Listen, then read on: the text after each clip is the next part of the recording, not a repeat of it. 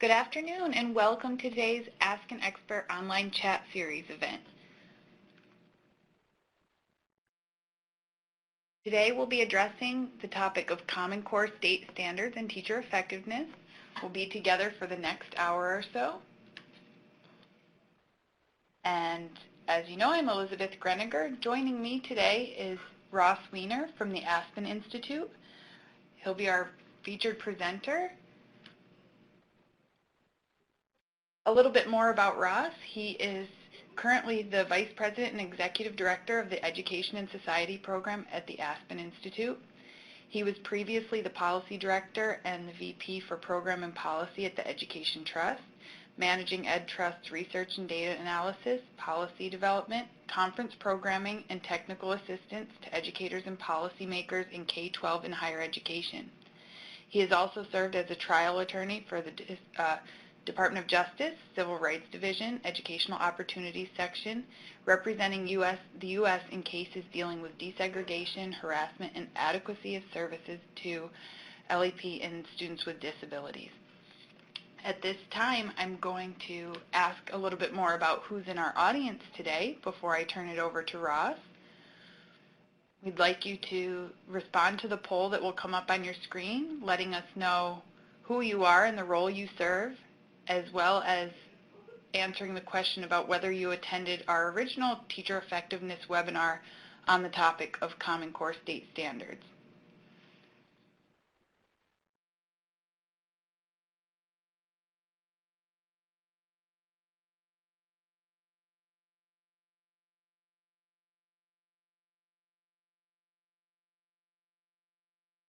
Nice to see we have a diverse audience with us today. Folks ranging in roles across the spectrum of support for educators and classroom teachers, principals, higher ed. It's great to see a well-rounded group with us. And we have a few who attended last year and several new folks. I think you'll find that through the introduction portion of our webinar today, you'll get a little bit of background on the Common Core state standards, and then we'll spend a bit of time discussing and hearing from you all about your experiences with the implementation in your states and districts. So at this time, I'd like to turn it right over to Ross. Great, thanks so much, Elizabeth, and thanks everybody for joining today. Again, I'm Ross Wiener from the Aspen Institute, and excited to get to be with you for this next hour. So I'm going to try, I know we have a couple of questions from folks already, and I'm going to try and keep an eye on questions that come up and just make sure that I try and really respond to what people are interested in talking to. I see a couple of you on the webinar today who I know, so hello, and to those of you who I don't know, again, thanks for joining. So let's just dive in. So what are the Common Core state standards? And I would try not to just read these slides to you for the most part. You can see in front of you, I think that, two things that seem especially important just to keep in mind about the Common Core is one, that it raises aspirations for students. In some ways, it's a corrective for the overemphasis on basic skills that we saw in the prior generations of standards, and in particular in the tests that most states adopted to test against their standards. So that had, a sort of a narrowing, a limiting sense on what the kind of instruction that students got every day in school. So this is trying to, once again, point our aspirations really at being ready for the opportunities that exist outside or once students graduate from high school, in terms of being ready for college level work, being ready for career preparation activities for post-secondary training, and also, I think very significantly, for taking one's place as a full member of society. So really learning the kinds of speaking and listening skills, the kinds of critical thinking skills that are important, again, to being a good participant in your community, a good citizen, as well as to have options in terms of college and employment. I think the second thing that's important to keep in mind about the Common Core is one of the reasons that states wanted to band together to create common standards is so that really it really is a sort of platform for innovation and for scaling good ideas. You know, when every state has its own idiosyncratic standards, it means that materials that are developed in one state don't translate really very directly to be useful to teachers in another state. Some content, some concepts are in different grades, in different orders. So one of the advantages of the Common Core is that it really allows people to share resources and to then channel innovation against one set of goals and allow for then the scaling of the best ideas to come out of that really to scale across states in ways that weren't possible before. So an overview in terms of the conversation that we're going to have today. Look, this is a big lift, and just getting implementing the Common Core, ensuring that teachers really learn deeply what the Common Core includes, what it expects for students, and then what are the implications for what teachers need to do. And it is being implemented really at basically the exact same time as we're trying to launch new, much more rigorous teacher evaluation systems. So, when you see about aligning teacher evaluation systems to the Common Core, I think two big aspects of that are, one is that under the new teacher evaluation systems, there are much more explicit references to teaching frameworks, rubrics, definitions of what good instruction looks like. And the Common Core has certain emphases around student engagement, around students, again, learning how to construct arguments and critique the arguments of others, to persevere in solving complex problems, to be able to publish their own work through digital media, things. And so we have to make sure that those skills and abilities are emphasized in the definitions of quality teaching to make sure that it's all part of a whole. And the second big way is that assessments are changing to make sure that they align with the Common Core, and part of the reforms around new teacher evaluations is to make sure that they include data on student progress. So it's made it for a difficult transition where we're trying to use data on student progress at the same time we're trying to change the system for generating that data. Also then creates big responsibilities and big challenges for aligning curriculum and professional development to the Common Core. And I will say, professional development is an area where we have really had not consistent standards of quality. I think lots of teachers complain about the utility, the relevance of the professional development activities they're engaged in. And so that was a huge wasted opportunity when we were operating in an era of standards remaining steady. Now we really need every teacher to be deeply engaged in learning about the new standards and figuring out how to enact them in ways that will engage students and motivate them and inspire them. And so there's a huge professional learning responsibility. And so, that's got to get attended to as well.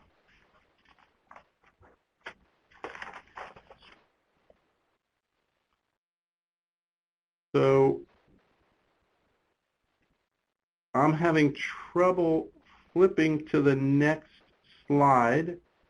I don't know, Elizabeth, if you are listening and can skip to slide 9, that would be, if you're able to do that from your perch, that would be great. Yep, I'm currently seeing slide 9 on my screen, so. Oh, all right. So I have a paper copy, so until our computer catches up, I'll just ask you to advance the slides. So slide 9, it really shares with you some information that was generated by state leaders responding to a survey from the Center on Education Policy. I think what's very clear is that a lot of work is going on. States are doing a whole range of activities, trying to align their assessments, trying to make sure professional learning is happening. And so folks should just be clear with all those numbers of states, those are self-reported data. Why don't we go ahead and advance to, oh, perfect, now I've caught up somehow. So slide 10.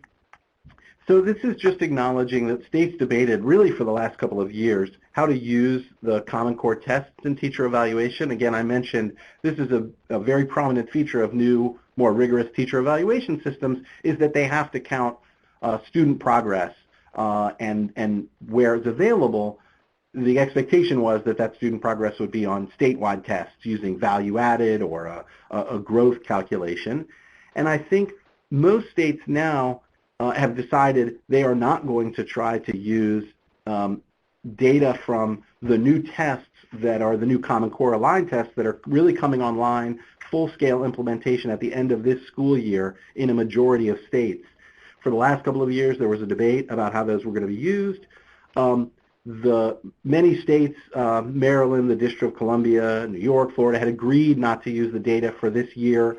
Now about maybe 3 weeks ago or so, the Department of Education acknowledged that they were going to accept a delay in the using of tests and teacher evaluations under ESEA waivers. I really think actually in some ways this was lost time, and it sort of allowed the focus to be on this somewhat political conversation, and I think frankly we probably lost the goodwill of a lot of educators who were scratching their heads and wondering, how can you include a growth measure on a brand new test the first year it comes out? And so that's just, I think it's water under the bridge. We have to move on, but I think it creates a context in which there has been some angst and worry that we didn't necessarily need. I will tell you that my biggest concern is that this has been called, I think, in a lot of conversations, a quote-unquote pause on high-stakes accountability, on using test scores and teacher evaluation.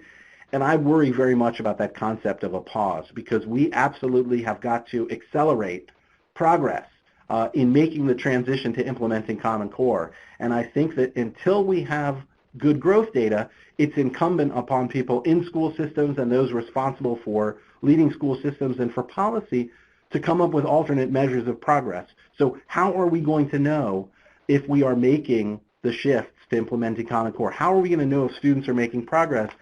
We'll talk some about those things. I think there are alternate ways to do that, and it would be a real shame and a missed opportunity if what we think is, oh, well, now we'll just wait another year or two to see what the tests tell us. So I'm trying to advance to 11. Again, a little glitch on my part, but Elizabeth, if you'll just confirm folks are seeing 11.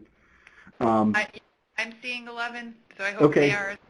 Sorry, folks. So I'll just try and keep up. Maybe I'll catch up again after the next slide. So again, teachers see potential in the Common Core, and I think that what's important to remember, even with the worry and the angst, is that these initiatives, Common Core and teacher effectiveness, can have great synergy. So teacher evaluation is forcing a much more explicit conversation about instructional quality, and Common Core is trying to change the content of that conversation about instructional quality. So these things can come together in very powerful ways. We're asking teachers and principals to spend a lot more time looking at instruction, looking at what needs to improve, and Common Core is sort of a new North Star for what are we improving toward.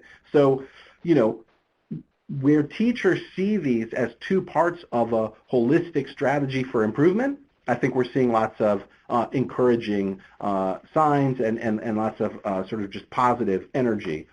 And if you'll advance to slide 12,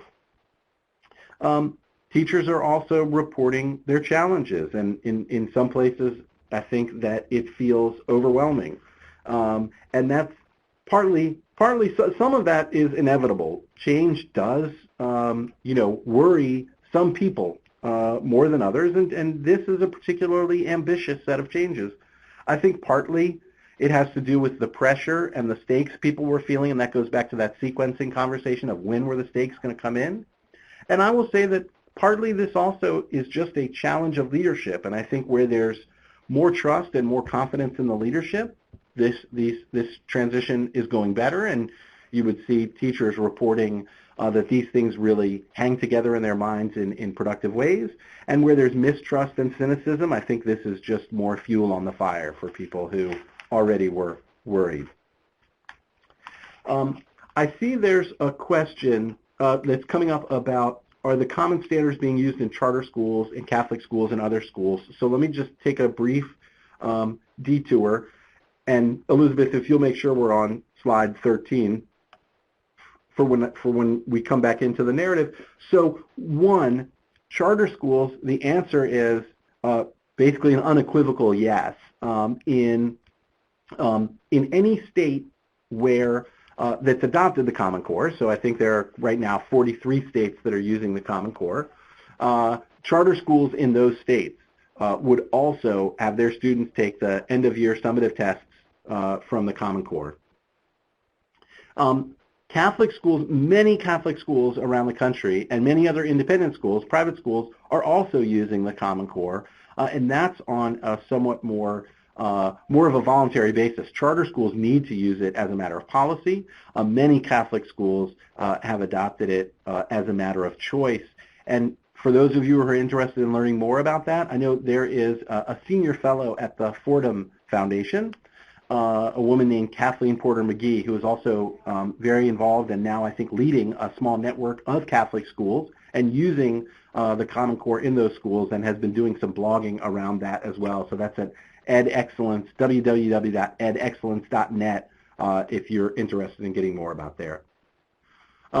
Okay, so I'm assuming that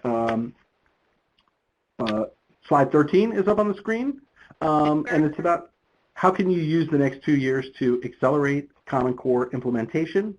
And I think it's just really important to remind ourselves and restate the obvious that we are as a culture, as a society, very focused on measurement, focused on accountability, and that's been a huge part of the conversation about the transition to the Common Core. When are the practice tests going to be ready? How's the pilot going? When is the full-scale implementation of new tests? And some folks even talked about full-scale implementation of the Common Core itself. In their minds, it really wasn't full-scale implementation until the tests come at the end of this school year. But we need to really focus on guiding people, on supporting people into making this transition. And so I would say there's a couple of things we can do to accelerate the progress. One is ask teachers. I think surveys are a very powerful way of getting feedback from the front lines about how are things going. So have you had opportunities to study the standards? Have you had opportunities to learn about the standards with others? Have you seen exemplars of Common Core aligned materials? Have you seen practice exams that have been released by the testing consortia? So one, those things would just give us, they would be some clear signals to school-based educators, teachers, and principals about what we think are good steps to take, and then also they would then give us some feedback about where we ought to focus and where are the big opportunities. I think that just two things I would say about accelerating progress. One is I do think we want to take a strengths-based approach.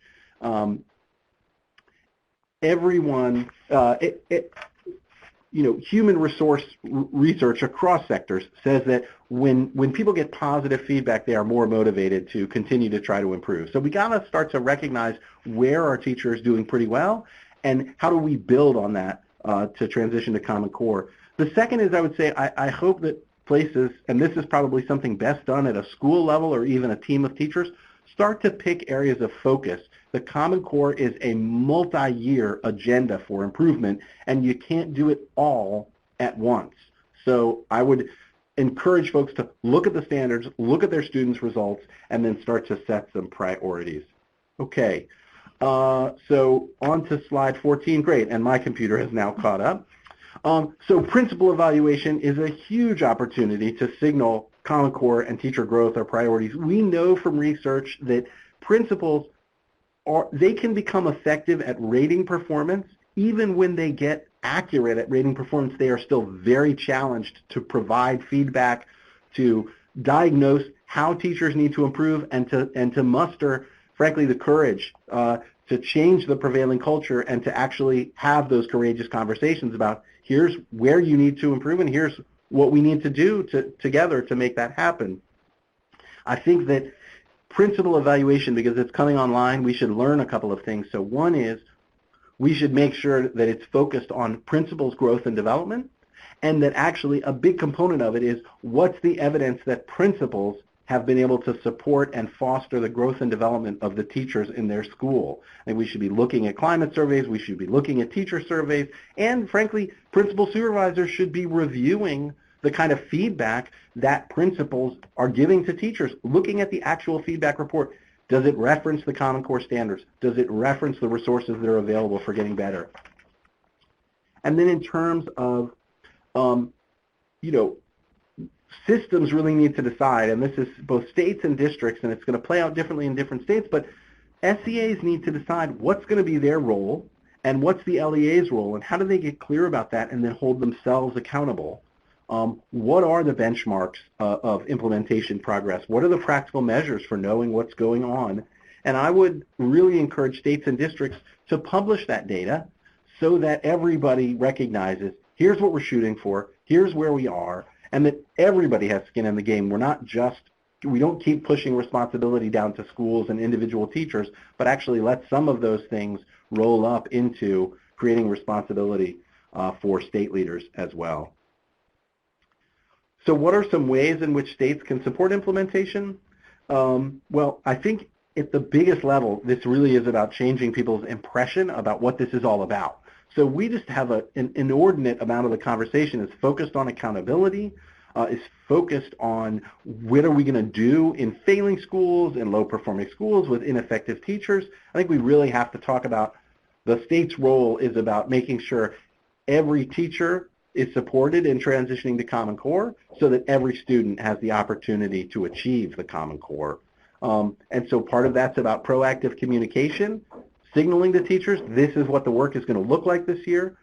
Part of that is about developing some measures so that there is some meat on the bones of what that transition needs to look like. And then part of that is also actually, I think, about making sure that additional measures of student progress really get at Common Core expectations. So Common Core articulates explicit speaking and listening standards. It articulates writing standards. These are very, very ambitious standards. When you look at what we want students doing all the time, it's a very different level of active engagement, active participation, ownership in their own learning. And if we only have tests where they sort of answer the questions we're pitching at them in very discrete ways, one, we're not signaling the breadth and the ambition of the Common Core, and frankly, we're not taking account of all the measures that students really need for us to be looking at to know whether they're really ready. So thinking about presentations, research projects, the kinds of other things that we know happen, frankly, in affluent suburban schools all the time and that need to be part of the regular instructional diet for all students in all schools. So what are the measures we're going to use to value those things? Just a couple of examples of those.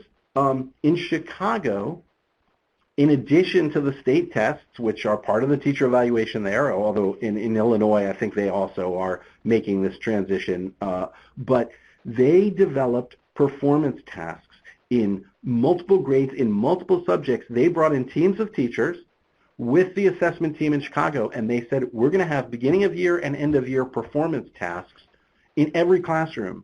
And these performance tasks really asked students to engage in the real work, not in the sort of, just in the construct of a traditional test, but to actually construct work on their own, to bring their thoughts and creativity into it, and it counts in teacher evaluation. So it's a very big process. Again, you can, if you go on Chicago Public Schools website and you look for performance tasks, it's part of the REACH system. REACH is what they call their teacher evaluation. And I'd say Maryland, and I wish this had happened a few years ago, but now folks are turning to this. Maryland entered into a memorandum of understanding, the State Department, the State Board, the teachers' unions, to say, look, we need for this, SLO work, student learning objectives, which is where teachers and teams of teachers work with the administrators in their building to set goals and then to pick the right measures and to make sure they've got very authentic measures of student learning they're going to feed into the teacher evaluation system. We need to make sure those align with Common Core. And in lots of places where they're just picking off-the-shelf tests, I'm very worried that those don't align with Common Core. I think on the other side of that concern, people are worried about quality and consistency and the rigor that will come where you don't use an off-the-shelf test. And so that's why I'm encouraged by what they're doing in Maryland, because they're building a process that says, how do we make sure these engage educators in authentic work, and how do we at the same time make sure they represent real quality and rigor? So with that, I think that we're going to take a pause. And Elizabeth, are you going to facilitate the questioning time? I sure will. So before we get into this, I know we do have one question in the parking lot that we may want to table. I just want to acknowledge, Kendra, we see your question, and I think we're going to get into a section in a moment about some challenges folks are experiencing, and I think Ross will have some great ideas to support you in your question. But before we do that, we'll start on a positive note. We'd like to hear from folks about any successes you're having with transitioning to the Common Core state standards. Hopefully most of you are in a state that is implementing Common Core this year and may have been in this transition period for the past several years. So we'd like to hear about what's working well. And we'll put up a poll and you can start typing in there. And while we're allowing folks some time to type in their responses, maybe, Ross, we have a few questions that came in our registration, and we can start attacking some of those. I think you've touched on a lot of the foundational aspects of the importance of the Common Core standards and kind of where we are and where we need to go. But in thinking about critical steps at the school level that administrators, teachers can take, what are your suggestions or what are your thoughts about what's happening well in terms of laying a foundation for effective implementation? Yeah. So first, I think there's one question that I see there about materials. So let me address that quickly and then turn to your question about laying the foundation. In terms of materials, I know that this has been, this has taken much longer than people had hoped and expected that it would, and that people have been really frustrated with the quality of materials that are out there. I will say I think there's a few sources that are really solid right now, and then a couple of places to look for ratings of new materials as they come out. So 4 places that you can go for open source, free, highly vetted Common Core line materials. So one is Engage New York. It was set up by the state of New York, and I think they have had a very highly regarded process for vetting materials. Again, it took them longer to have a comprehensive set of materials than they had hoped, but I actually think there have been lots of kudos for the quality of those materials. So engagenewyork.org. LearnZillion, I should acknowledge LearnZillion's a for-profit company, and there's probably many others out there, but they do a lot to generate Common Core aligned materials, and those are freely available to teachers. You just have to sign up. So LearnZillion.com is another. 2 providers, some of their materials are on Engage New York, but they offer lots and lots of open source materials. The Core Knowledge Foundation, I think, and the founder of Core Knowledge, Don Hirsch, has gotten some real kudos lately. I think one of his insights was, in addition to articulating these ambitious skills and abilities that we want students to have, we really have to have a more deliberate approach to building their background knowledge. And that in too many, especially elementary schools, the content is catch as catch can. It's whatever was in the textbook, whatever the teacher's favorite units are, whatever. It's just a lot is left to chance, and students might have a unit on the rainforests or polar bears every year for a few years and never actually learn about different world cultures and the foundations of Western civilization and Asian civilizations. And so one of the things the Core Knowledge sequence does is really lay out a kind of coherent sequence for learning about content that's reinforced across English language arts and math and science and social studies and art. So again, all open source, freely available from the Core Knowledge Foundation at coreknowledge.org. And Expeditionary Learning is another source, again, nonprofit, open source materials, highly aligned to Common Core, really focused on student engagement, student experiences, and that kind of experiential learning that's going to be so important to meeting these high aspirations. 2 places to look for the vetting of materials. One, edreports.org. It's a brand new organization. It's starting with math materials, very highly regarded math experts vetting materials. And the state of Louisiana as well has posted what it rates as like levels 1, 2, 3, and 4 in terms of alignment with Common Core. Okay, quickly back to this question about what are critical steps schools can take to lay the foundation for implementing Common Core effectively. So I guess I would say 3 things. One is recognize that it's a long-term mission. This is not like you know, an initiative that's just going to happen this year and then you move on to something next year.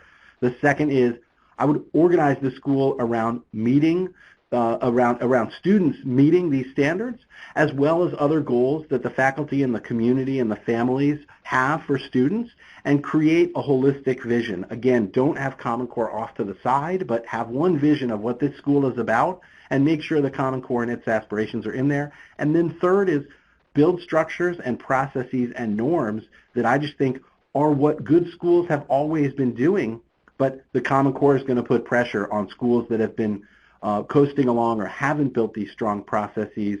And I think a few come to mind, you know, having an instructional leadership team so that you have distributed leadership. It's not all on the principal and then individual teachers. Have a team structure among teachers within school. Have protocols for looking at student work so you can really align and norm with each other in the building on what is it going to take to get there for kids. And 2 resources that I would suggest to folks.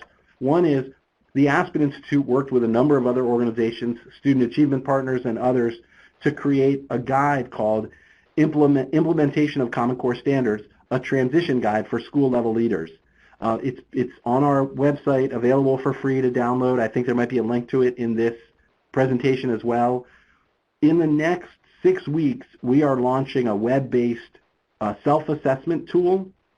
It's going to be called corereadyschools.org, and it's going to be a free access web-based self-assessment tool that's basically an online version of the transition guide that will help school teams to process where do they think they are in building the process and the culture and the norms around transitioning to Common Core, and then help folks get pointed in the right direction. Wonderful. That was a lot of resources, and I know folks are probably writing all of those down, but just so everyone knows, we'll be compiling the list of all the wonderful resources Ross has shared and posting that to the REL website in the next couple of days. So if you didn't catch everything, we'll make sure you get that. So back to our question here about successes, I think I see one theme about student engagement. It seems as if folks are having good experience with students being more engaged, the standards helping to promote student engagement. I don't know if you have any thoughts about that, Ross. I certainly, you know, it may come up a little bit later. I do know that lots of teachers, as they have gotten deeper into implementing Common Core, I think one of the most heartening things is how many times we've heard teachers talk about, when I looked at this set of expectations embedded like in this unit or this lesson, I thought, this is really going to be too hard for my students, and how many teachers are reporting that their students are really rising to the challenge and getting engaged. I mean, I think the more we ask of students, the more they give. I just think we know that about human beings in general, and I think that in some ways the prior focus on basic skills really undersold our students, and that what's really exciting is people learning how engaged and excited students can get, even when we ask them to do harder things, not when it gets easier.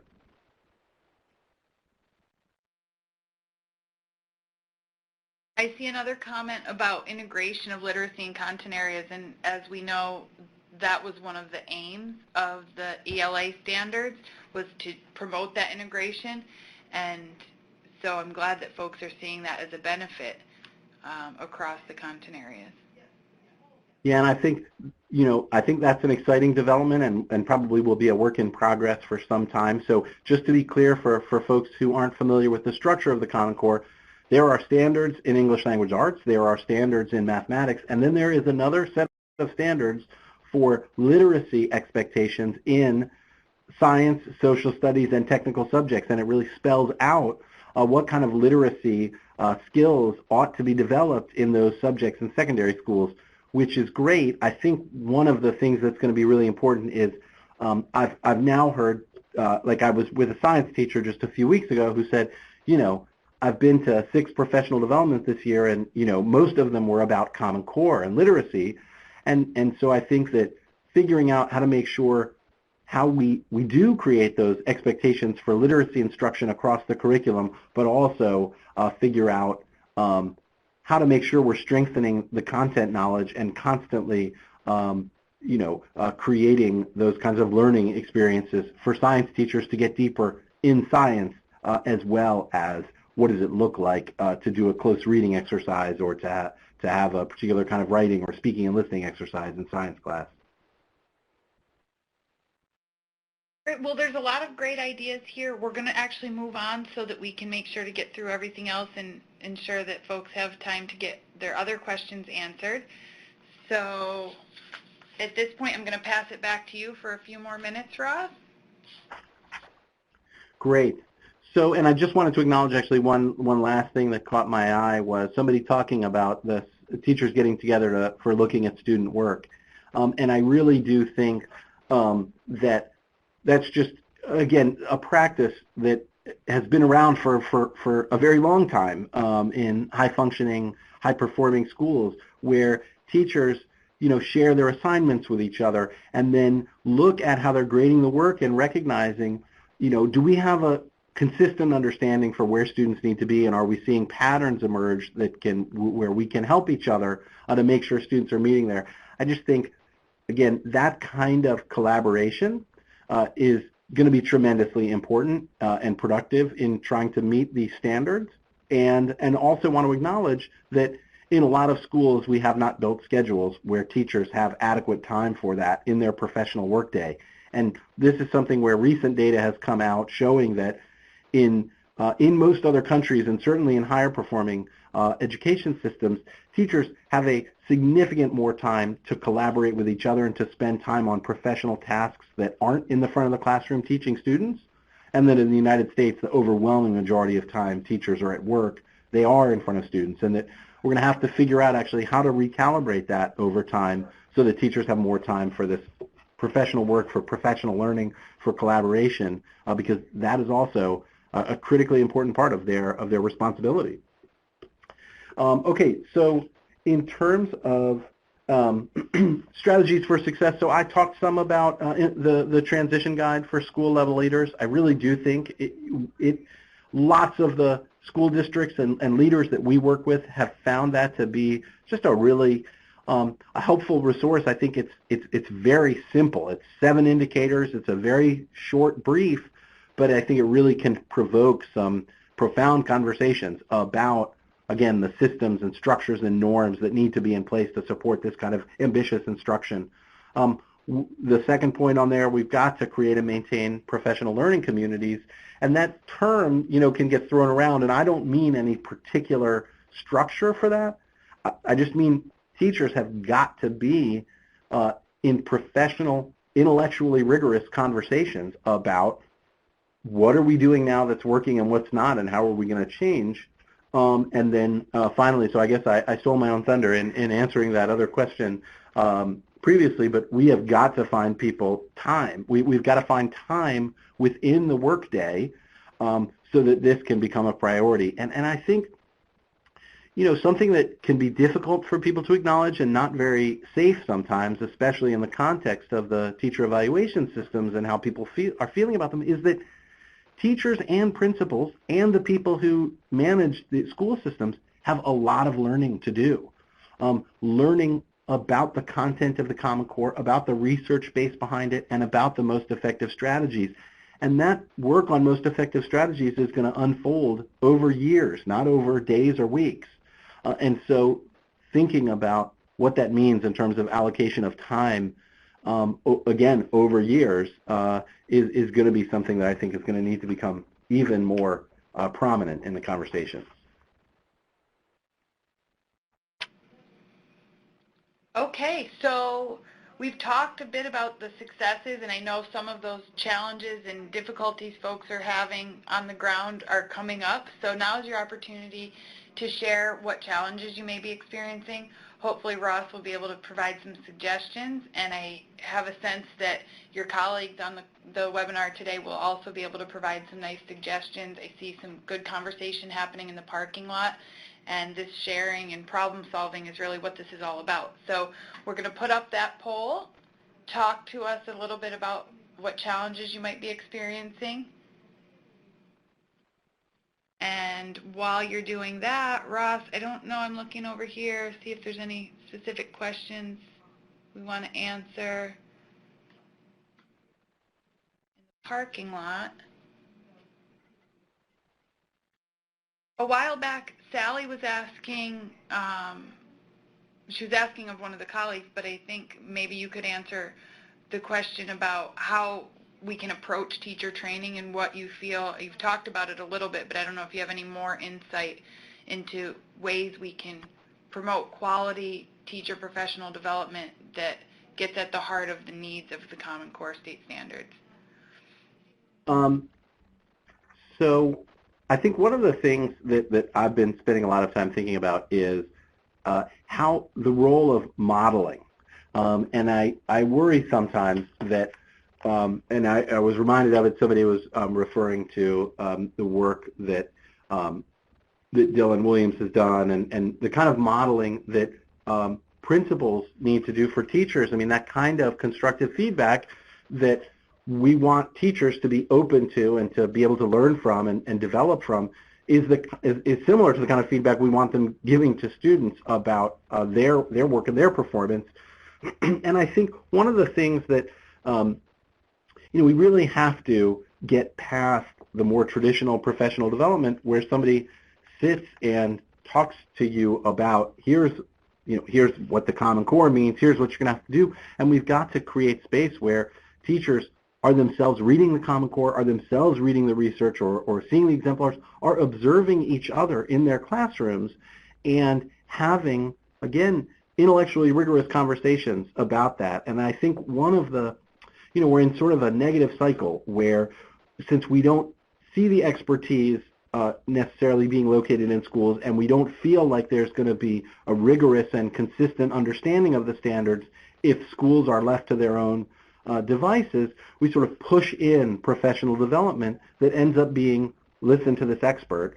And what we really are going to need to sustain this, again, work at this level of ambition and rigor is for the teachers and the faculty in a building to own those standards. And so I've been, we've talked about, in some ways, professional development for teachers on the Common Core ought to reflect the Common Core. So teachers ought to read complex text that's worthwhile for them to read. They should be speaking and listening with their colleagues about what it means. They should be doing their own writing to sort of clarify and consolidate their knowledge. They should be producing things in professional development that are relevant to the application they're going to need in their own classrooms. They should not be passively listening to somebody else talk about what they need to do. That's really helpful. I think that that's great guidance in modeling what we expect of teachers to be doing in their classroom with students certainly could go a long way. So looking at some of the challenges folks are responding with, this lack of professional development, that comes up first. I'm glad we mentioned that. And district support, lack of time, you've touched on both of those slightly already.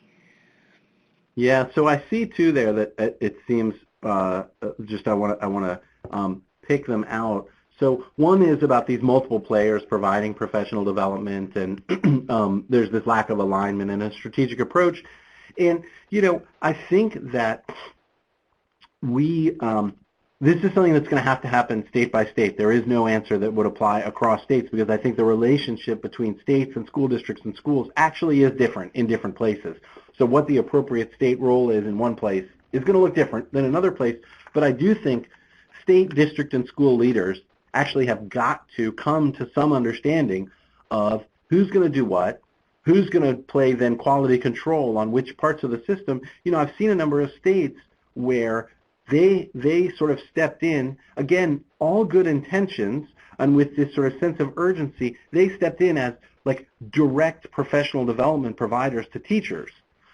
But you can't be farther away from classroom embedded professional development than if you go to a huge, state-run, 400-person event. And I'm not saying, look, there's different ways of engaging 400 people and breaking them down into teams and small groups. So I certainly don't mean to be so critical of any one particular approach, but I think part of the confusion comes from there is a lack of clarity about what do we expect to be owned at a school level, and what do we expect then districts to do, and what do we expect states to do. I'll give you just a couple of, for instance, interim assessments or benchmark assessments. I don't think we want those created school by school. That is a resource-intensive, skill-intensive endeavor, and yet, again, it's very unclear, especially in smaller school districts, under-resourced school districts. Is the state taking that responsibility? Who's doing that? And I think too often it can be school by school or even teacher by teacher. So getting clear on those different roles. And I would also say, in that regard, that we really don't have a coherent policy frame for what's the role of policy in supporting professional learning among teachers. That's a conversation we're starting to pursue at the Aspen Institute, and I think you can look for materials from us coming up that at least try to present some alternative, like here's a couple of different ways policy could approach this. Because again, not everybody's going to agree, but I think that in not agreeing, we also have just allowed for some incoherence in the field. The other thing I wanted to just pull out, and there may be many more now to pull out, is this sense of this is an unfunded mandate. And look, on the one hand, there's always the need, and people would have lots of ways in which they could use additional resources. But I want to go back to talking about recognizing that this is a long-term strategy, and that actually the work of implementing Common Core really has got to be embedded in just the way the school defines its mission and defines what success looks like for students. And I want to be clear, I don't mean that the Common Core is everything that we aspire for students. I think it's totally appropriate, and local schools and communities ought to have additional aspirations for students, but they've got to pull all this together and say, this is what we are doing. This is what we're about in this school.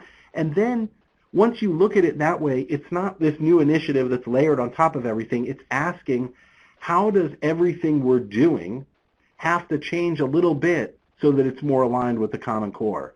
And so that it's not layered on top of a whole lot of other incoherent things, but becomes itself a sort of almost like a unifying principle.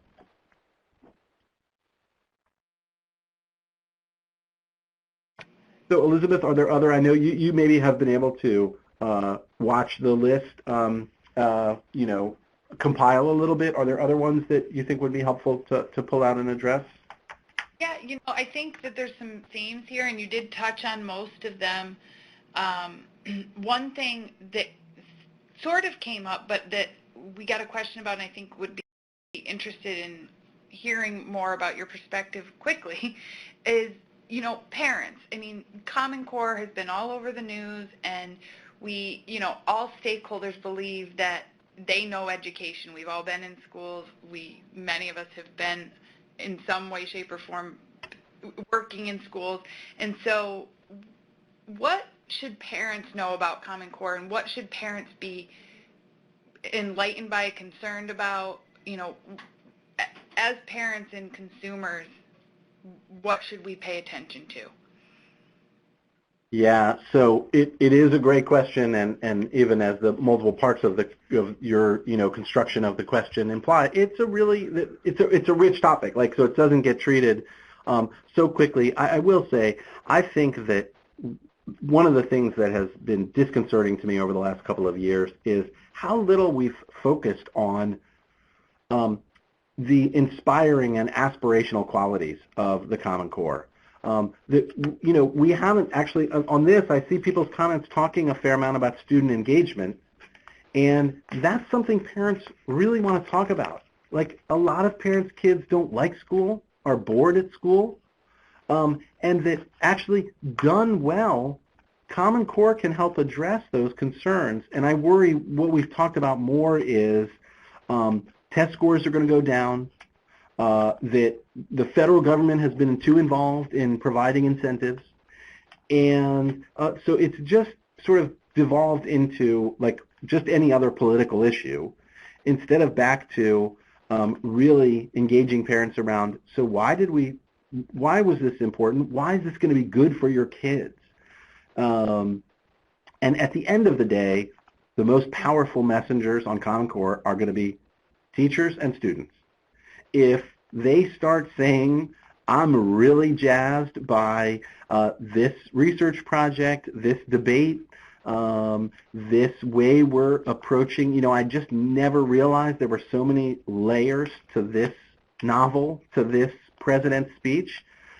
That's what's going to sell Common Core more than anything else. And so I do think actually what it suggests to me is making sure that people who support Common Core and want it to succeed are reaching out to teachers, engaging with them to make sure they have good information about the Common Core, and also to hear their concerns and make sure those are being addressed as well. One other thing on that, and I'll just, again, to, I guess, since I've got the mic today, I'll share, I think there are a number of ways, and I alluded to this before, but I'll just make it a little more explicit. The Common Core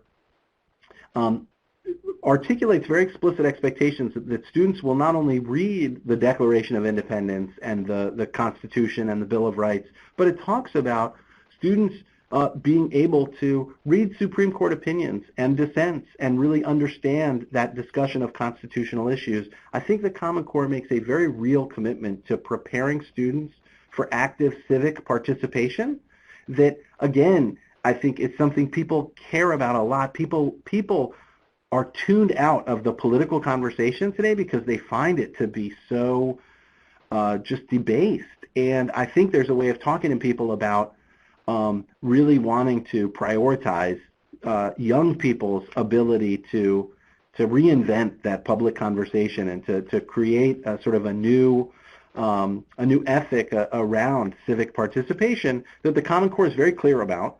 I've written some about it in the Atlantic, and I've worked with some civics and history educators around this set of issues, because I do think, again, these are things folks actually care about and would find exciting and inspiring about the Common Core, and we're not always talking about those things.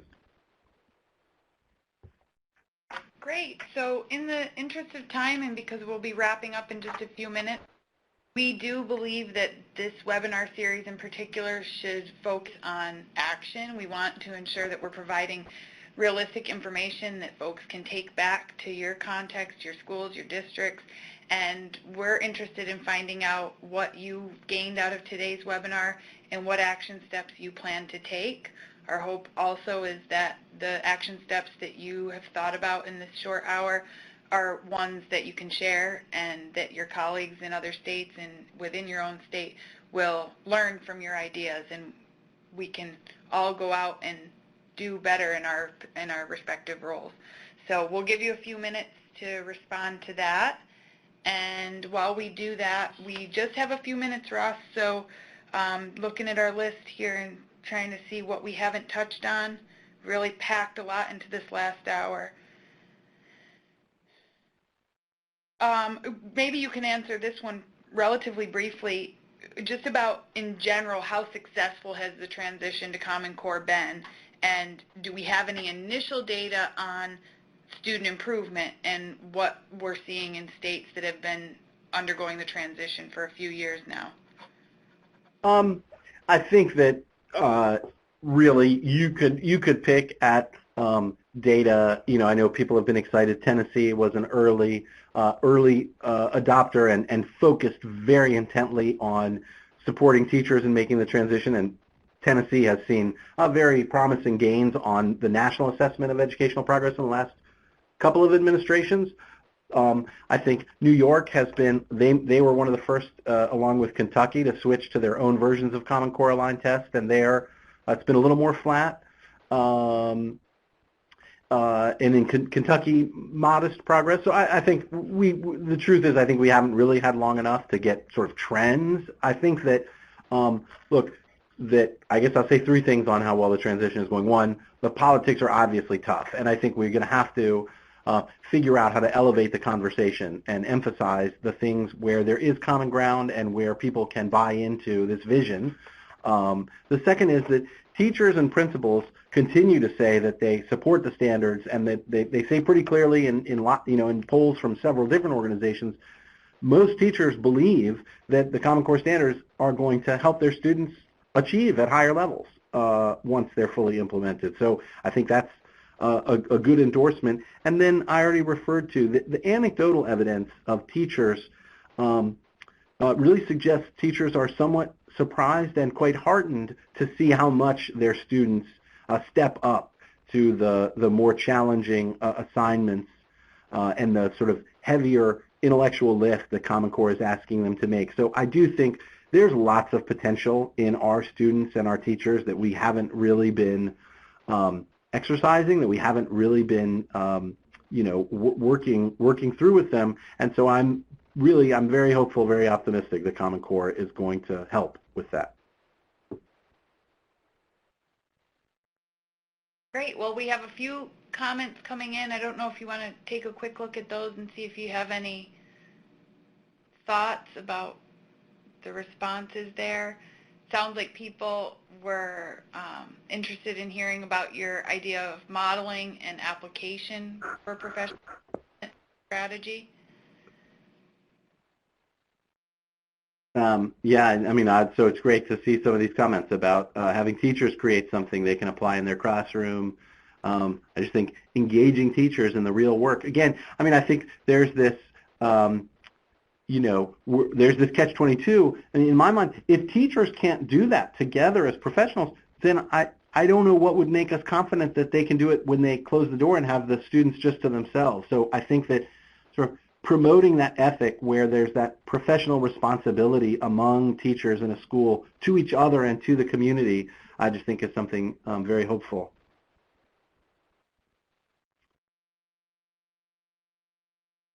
And so I know we're coming to time right now. I'll just say I'm really appreciative that so many of you tuned in and stuck with it. I hope you found something that's helpful in here. If you do have follow-up questions or want connections to some of the resources I mentioned and you can't find them, please do reach out. And thank you for what you do on behalf of students. And thank you to the Mid-Atlantic REL for inviting me to participate in this. Thanks, Ross, and thank you for your time. I'm going to pull that slide off. I know a few folks are still typing, but we're going to move on just so you can see Ross's contact information. You can find more information about the Aspen Institute at their website, and you can get in touch with Ross directly at his email. If you have general questions about the REL Mid-Atlantic or the work we're doing with our webinar series, please contact me. And because we value your opinion and we want to make sure that our upcoming webinars really suit your needs, we'd like you to take the survey that's down in our web links. I'll actually send you right out there now. Your feedback is really valuable, so please take a few minutes to do that before you log off today. We do hope you'll come to our upcoming events. We have our next Ask an Expert webinar in October, and we have our next teacher effectiveness webinar this week. So we do hope if any of you find some time this Thursday, you'll come back and learn about effective teaching in early childhood. And if you want to continue this conversation with others regarding the Common Core state standards, please go to our forum on teacher effectiveness, where you can chat with other folks who might be interested in the same topic. And so we'll hope you take that survey, and at this time we'll just give a virtual round of applause to Ross for his time and his expertise today. Thanks a lot, Ross. Thank you, everybody.